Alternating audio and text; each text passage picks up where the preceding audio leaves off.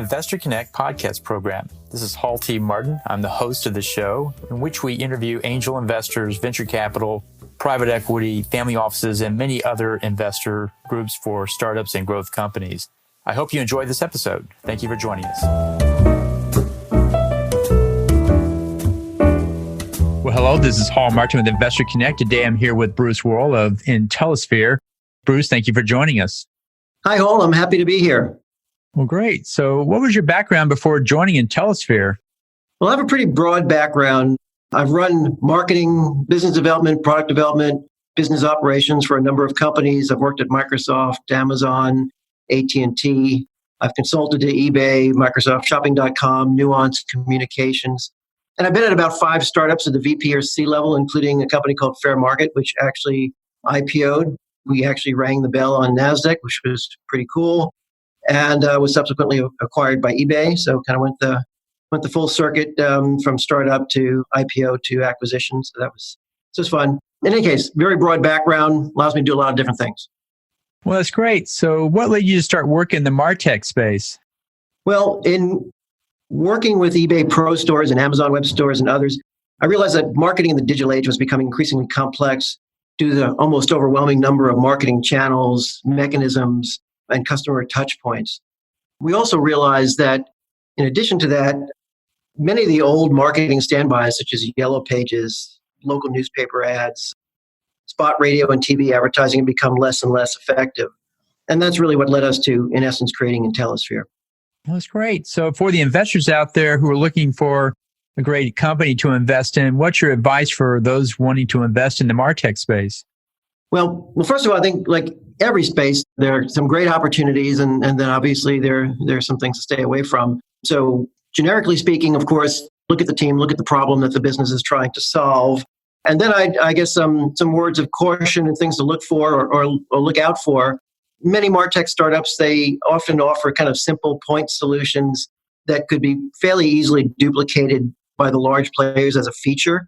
So I think you have to be careful of that in terms of just realizing kind of how easy some of these things are to duplicate by larger companies. I think another cautionary note would be there are a number of early stage companies that sometimes become overly reliant or dependent on some third-party API access. Maybe it's a Twitter API feed or something else. And I've seen companies literally get wiped out almost overnight by businesses who change their APIs or make some change. So I think you need to be cautious of that. I'd also say that the MarTech industry is consolidating and rolling up into kind of integrated digital marketing stacks. And so a lot of these point solutions are probably going to fall by the wayside. And I think the last thing I'd mention, which is probably less of a early stage investor kind of scenario, some of these big guys I think are really ripe for disruption. They're often overpriced. They're difficult to use. They've got kind of Frankenstein scenarios. So Salesforce or Adobe will stitch together a number of companies they acquire. So we think there are opportunities to be disruptive in the space for a number of reasons. That sounds like good advice. So how do you see the overall MarTech industry evolving? Well, I think what you'll see is increasingly there's the overall segment will be, and we'll talk maybe a little bit more about numbers, kind of slowing down a little bit. But I think in general, you're seeing more and more traction around certain areas like conversational chatbots, AI, influencer, micro-influencer marketing, augmented reality. And you're seeing more and more of these kind of roll-ups of businesses being consolidated. So a lot of these point solutions will fall by the wayside. You're seeing more and more companies position themselves as all-in-one marketing solutions. We think that's a general direction. Great. So how's the growth continuing in the MarTech space? And do you see it continuing to accelerate, or do you think it's going to slow down? Well, that's a good question. We know that the MarTech industry over the last 8 years has grown dramatically. It's grown by almost 470%. It's almost 500% over the last 8 years. But we're starting to see signs of it slowing down in certain areas. CMOs basically are still allocating a sizable amount of their budgets to MarTech. So I think in 2018 to 2019, CMOs increased their budgets by about 29% for marketing technology platforms. We're also still seeing growth in a number of the areas that I mentioned earlier around influencer marketing. I think that's growing at about 38 or 40%. Conversational chatbots are around 25%. So I think you're seeing certain segments or subsegments in the industry are growing rapidly. Other ones are starting to slow down a little bit. So, how many companies are engaged in this space, and is it increasing or decreasing? Well, it's been increasing quite a bit over the last, I'd say over the last 8 years, 8 or 10 years. There probably are a few thousand companies in the MarTech space there, and they're really all over the place. They're doing lots of incremental little point solutions and things. They're trying to solve a one-off problem. From our perspective, that's really not all that helpful. In fact, we think that's kind of part of the problem, not really part of the solution. These kind of standalone solutions they're just hard to stitch together, and you got to learn multiple tools and pay for multiple tools, et cetera. So there are a lot of companies out there. We see basically consolidation continuing to happen in the space. There are a handful of major players. We think Intellasphere is actually well positioned to be a disruptive force in the marketing ecosystem. So, what are the challenges in the MarTech space for those who are building companies and those trying to invest in them? Are there any regulatory or technical or market challenges that come out bigger than others? Yeah, I think there are some regulatory things around maybe cookies and what's going on with cookies in the EU and some other things. But I think most of it is particularly for early stage companies. So I guess there are also some data security issues, et cetera. But I think most of it really is related to just the way the industry itself is nurtured by angels and VCs to some extent. There tends to be kind of a push towards point solutions and kind of the next shiny thing a little bit. So maybe VR, virtual reality. In a lot of cases, really the problem is a lot broader, and these point solutions are a piece of the solution, but not the full solution. So I think there's a risk for getting pushed into some very niche solution that, in essence, the hope would be in those cases that you get acquired, but it could easily also fall by the wayside because some larger player just builds that functionality out. So my view is I think investors should take kind of a big picture view, understand the problem, and really the problem is businesses are in desperate need of the ability to market more effectively and easier and more affordably. So that's the problem that we address. Yeah. So, how does Intellasphere fit into this landscape? Yeah. So we like to believe that, in essence, that Intellasphere, in fact, we've had a number of reviews that refer to Intellasphere as kind of a game-changing, disruptive solution. I'll stitch together some words and then I'll explain them a little bit. So we talk about the Intellasphere platform as an integrated, socially collaborative, intelligent marketing platform. And I'll explain what those words mean to make it a little bit clearer. So when we say integrated, we're talking about an all-in-one system that does social media marketing, content marketing, email marketing, has a CRM, reputation monitoring, reputation management, engagement tools for offers, events, newsletters, surveys, analytics suite. So really a comprehensive all-in-one system, which we think is one of the things that you, as a business, you don't want to stitch together a bunch of different tools if you can avoid it. And so that's one of the things we do. Second thing we do is we provide marketing tools for social collaboration. And what that really means is, in essence, you can harness your supporters and turn them into active brand promoters. Basically, they're micro-influencers who can help you promote kind of key marketing initiatives by kind of amplifying your social posts or your offers or your events. And this is actually a very powerful tool to be able to kind of collaboratively work with a group of people to market, as opposed to kind of a solitary approach, which is what businesses do today, where they're posting, they're tweeting, they're emailing, but they're not really benefiting from kind of this collaborative social amplification effect.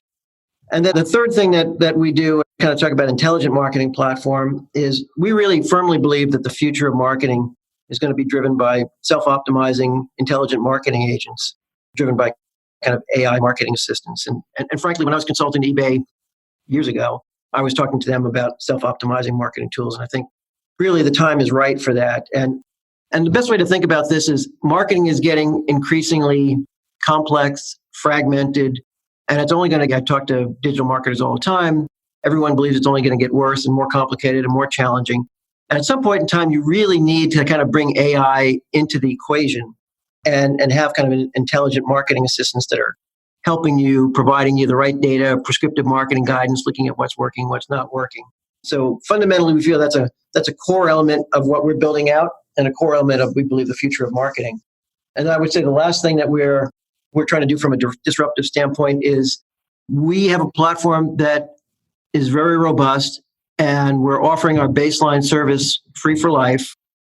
So the goal here is to really build a massive amount of data that kind of at the top of the funnel, letting lots of businesses kind of sign up and basically have access to the service.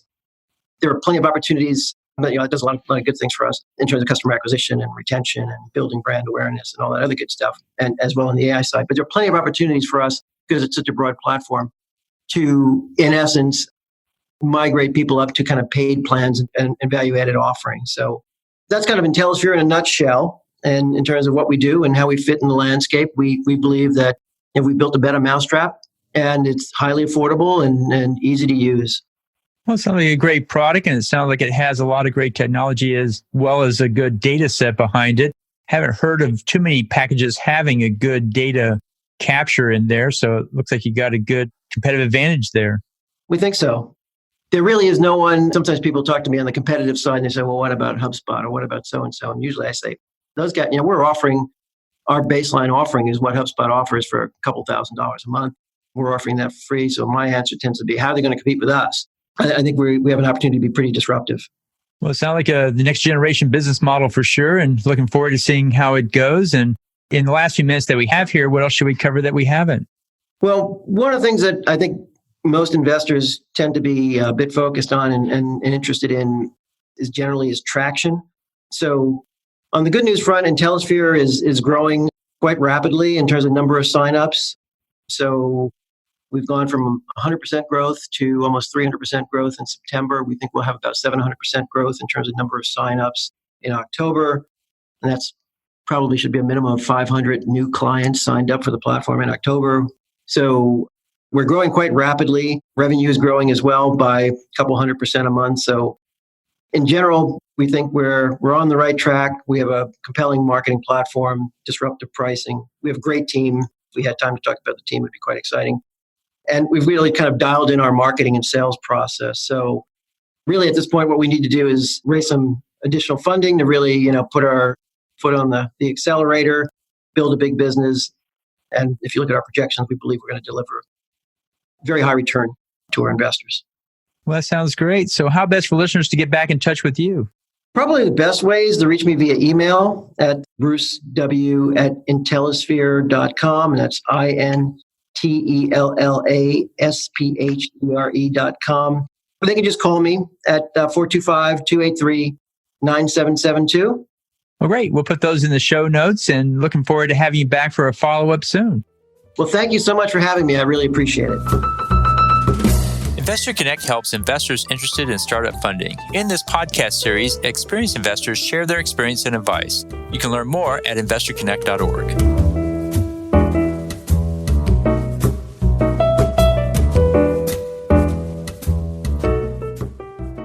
Paul T. Martin is the director of Investor Connect, which is a 501c3 nonprofit dedicated to the education of investors for early-stage funding.